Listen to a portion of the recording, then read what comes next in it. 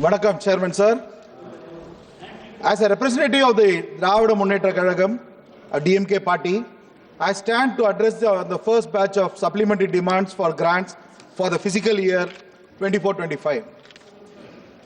Sir, the supplementary demand the government seeks an approval for the additional expenditure to a tune of 87,000 crores, 87,762.56 crores. Of this, 44,142 the government is seeking the approval, and 43,618 crores the government is trying to manage by itself. Sir, if you see the demands which are whatever they ask for, nearly 13,191 crores is asked for agriculture and farmers' welfare. 6,000 crores for fertilizers, 12,000 crores for telecommunication, 12,000 for defense, 3,000 for external affairs, police, home, 6,000 crores, and etc. Sir, I would not like to go into all the subjects, but I want to concentrate my area into agriculture. So the Ministry of Agriculture has two departments. One is agriculture, farmers' welfare, and another one is agriculture, research and education. Sir, if you look at the demands, the Department of Agriculture, Farmers' Welfare is responsible for implementing various schemes run by the Government of India. This includes a major scheme, PM Kisan, MISS, crop insurance, RKVY, and Krishnori Yojana, and etc. Out of this, the PM Kisan is more interesting. The BJP government once promised in 2016 to double the farmers' income by 2022. And that is the reason the PM Kisan scheme was launched in 2019. To enable the farmers to meet their agriculture and household needs, now the government is giving 6,000 rupees in 3 equal installments every year. Okay. But is it happening rightly? As per the findings of the Controller of Audit General, CAG report, the PM Kisan scheme has been mad in many areas.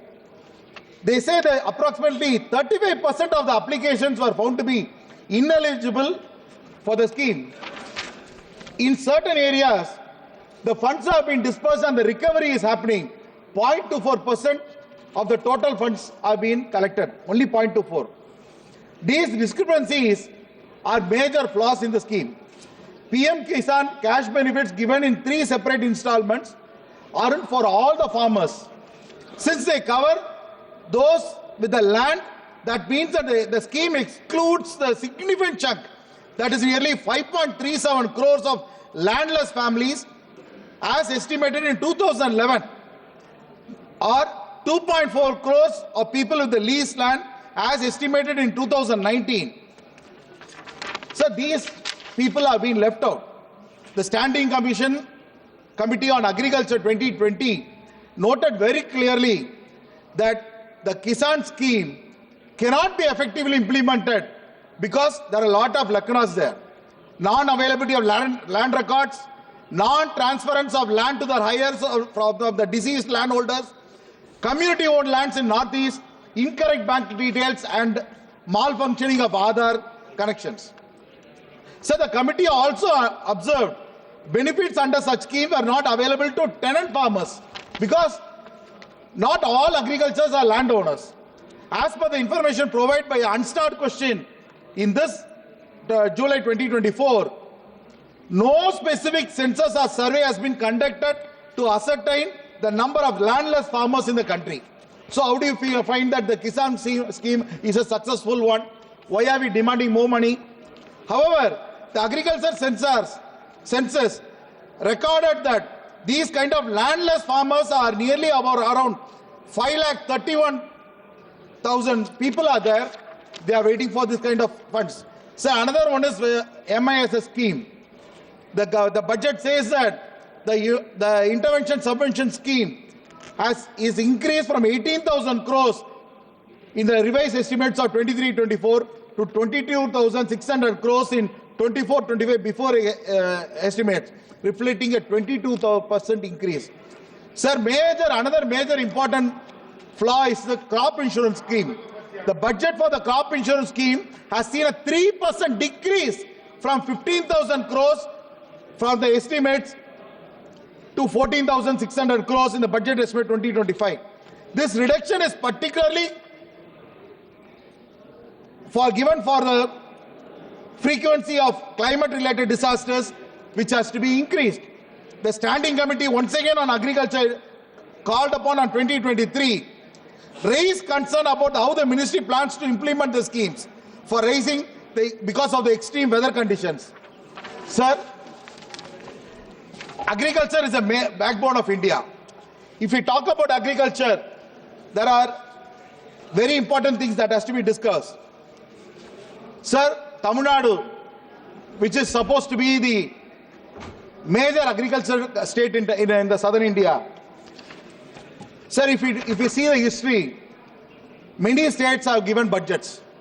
But Tamil Nadu government, I would like to proudly say, Tamil Nadu government is the first government in the first state in India.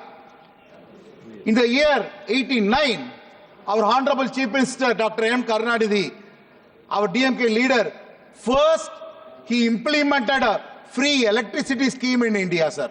That is the first scheme for agriculture, for farm people. After that, many states followed it. But till today, there has been many governments which are coming in, trying to follow that scheme. Now, our Chief Minister is following the root steps of Dr. M. Karunanidhi Avargal. How is he doing it? Now, he is extending the scheme such a way that nearly 3 to 3.5 lakh of agricultures have been benefited because of this kind of scheme. The government should propose a budget like that. And also, we are discussing about agriculture, which is an important issue in this country. But Tamil Nadu government is setting an example.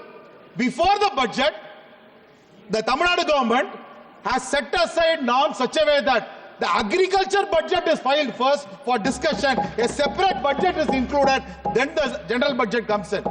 Sir, this is how a government should run. Sir, for Tamil Nadu government, we have got lot of requirements. Sir, subsidy for the production of distribution of seeds should be extended for all the varieties. Under the FNS scheme, paddy seed distribution subsidy should be increased for more than 10 years. Again, now we are talking about cereals. Sir, jowar and kambu, which needs a seed subsidy for 10,000 to be increased to 15,000 per quintal. Sir, I am concluding, sir. Don't worry. Sir, Tamil Nadu government has asked for relief, but the government of India is not at all caring about it. Sir, we are focusing on agriculture. We are facing a lot of difficulties. But the government of India doesn't even have time to look at that. Sir, the GST is laid for rice. Sir, 5% for GST on rice, which has to be reduced. Sir, 32 metric tons of wheat was allocated for Tamil Nadu, but now it is reduced. It has to be increased.